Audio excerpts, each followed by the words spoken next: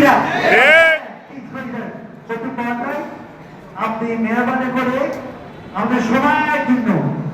কেউ আপনার থেকে টাকা আছে 1 লাখ টাকা আপনি দিচ্ছেন কিনা আমি বিশ্বাস চালাম আমি 1 টাকা দিচ্ছি সময়ের জন্য করবো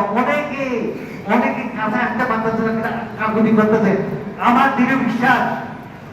এই বুজুর্গ মন্দিরে যেখানে সায়েন্সের শিল্প পদ্ধতি ছিল তখন নাজিরপাড়ার অধিবাসীদেরকে নাজিরপাড়াকে এই মসজিদকে এই পুকুরকে রাস্তাকে ভালোবেসেছে বলে এই দাবি আমাদের দাবি আমাদের সঙ্গে হয়েছে এবং আমরা একটা মুসলমানের করে জন্ম হইতে এটা কর্ম করি তারপরে কর্ম করে আমরা নাজিরপাড়াবাসী যেহেতু মন্দিরাবাসী যেরকম মন্দিরাবাসী যেরকম কর্ম করে আল্লাহ হাবিব ওখানে আছে ঠিক জান্নাতের দাবি আমরা নাজিরপাড়া আছে বলে আমরা গর্ব করি দেখি আর একটা বলছে কোথায় যাবো